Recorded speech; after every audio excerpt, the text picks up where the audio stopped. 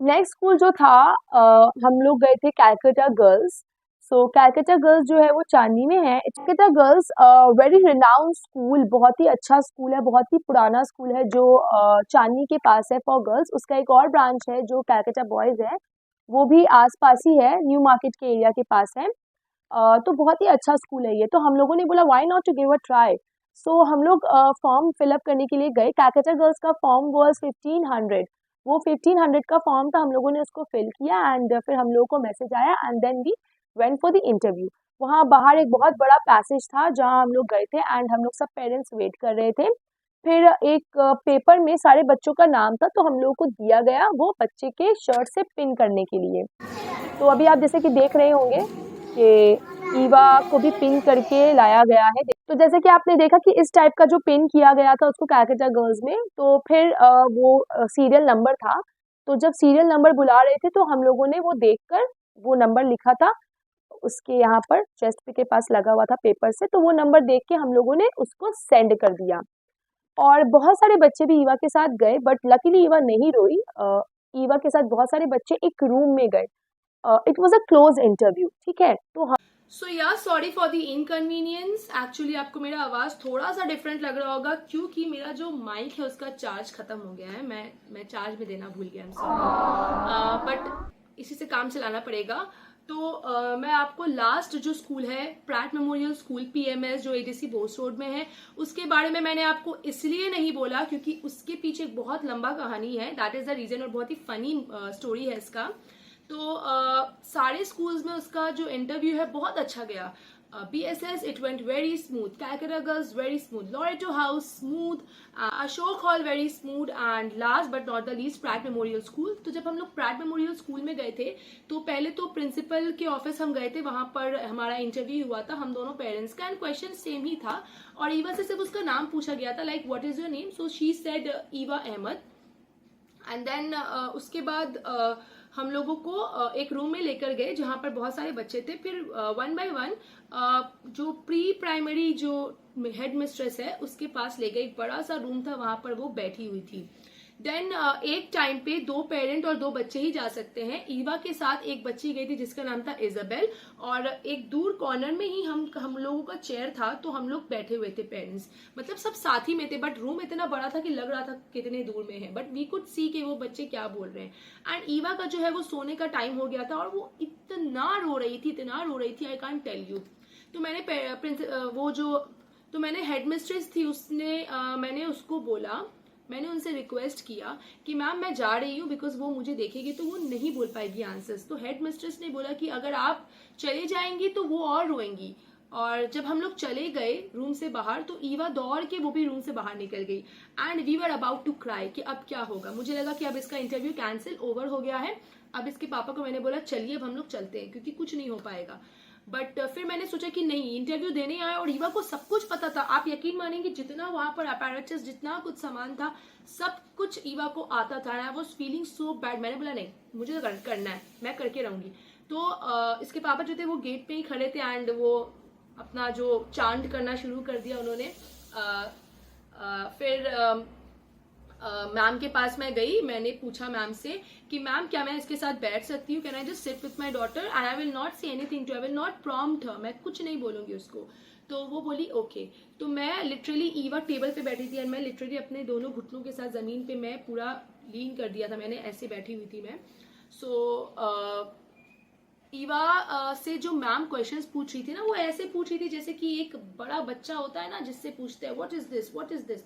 तो इजाबेल तो बोल रही थी बट ईवा तो एक छोटी बच्ची है, उसके साथ खेल खेल में जैसे अशोक हॉल में हुआ था वैसे उसको चाहिए था, बट वो वैसा नहीं था एनवायरमेंट और वो बहुत ज्यादा डर रही थी। सब स्कूल का अपना अपना एक रूल होता है and which is also good, ठीक है। बट मेरी बेटी थोड़ा ज्यादा स्टबन है तो उसके लिए मुझे प्रॉब्लम हुआ। एंड देन मैंने मैम को रिक्वेस्ट की और मैं ईवा के साथ खेलना मैंने शुरू कर दिया कि Eva what is this, which colour is this, which colour is this.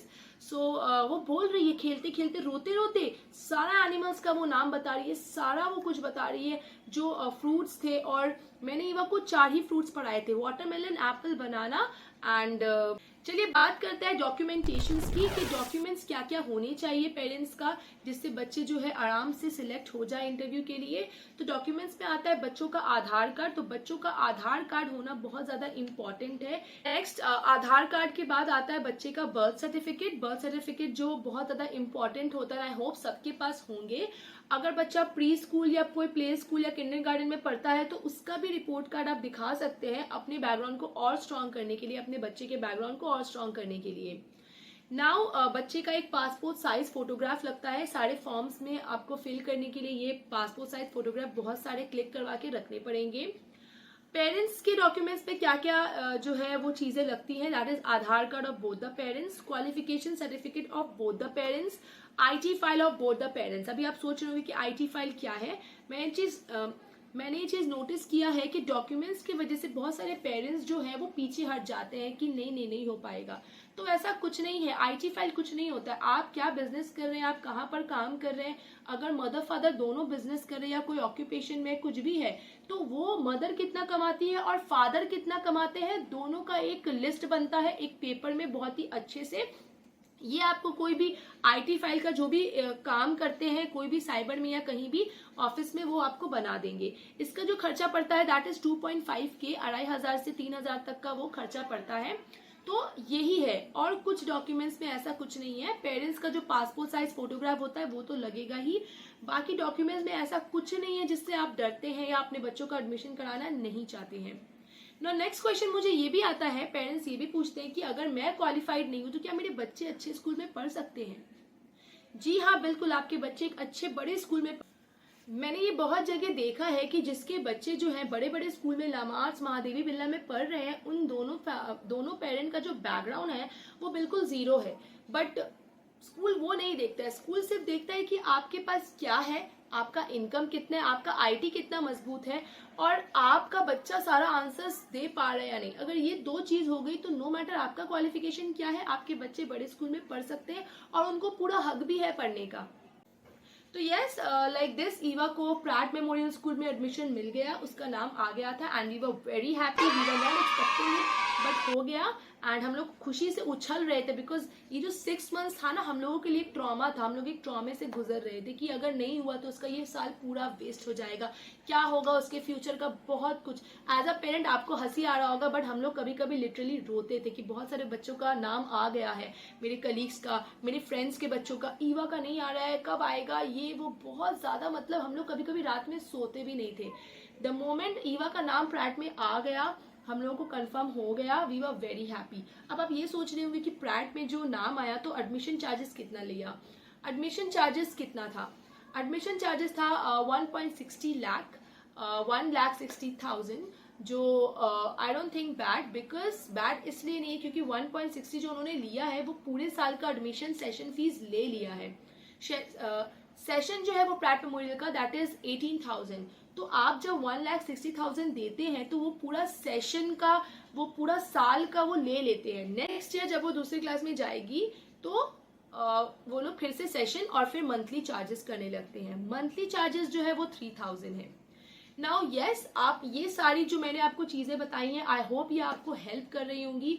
जितने भी टॉयज, अपैरेटस, जितने कुछ भी है जो आपको अपने बच्चों को सिखाना है, वो सारा फोटो मैं ये वीडियो के बाद आपको दिखा दूंगी, तो आप देख लीजिएगा कि क्या क्या चीजें जो आपको खरीदनी है। और ये सारा आपको प्रिपरेशन शुरू करना है क्योंकि जुलाई से फॉर्म्स जो है बहुत सारे स्कूल्स के निकलने वाले हैं। ये सिर्फ कोलकाता का नहीं, पूरे इंडिया में इसी टाइप का पैटर्न चलता है। आईसीएससी, सीबीएसई एंड माध्यमिक बोर्ड, ये सारे टॉयज जो है ये हर स्टेट में, हर स्कूल में ही ऐसे इंटरव्यू लिए जाते हैं एंड पेरेंट्स से यही सवाल पूछा जाता है। सो प्लीज आप डरिए मत and I just hope best, I just hope for the best for your child. May your child do well in their interviews. Thank you so much for watching my video. Please like, share and subscribe my channel.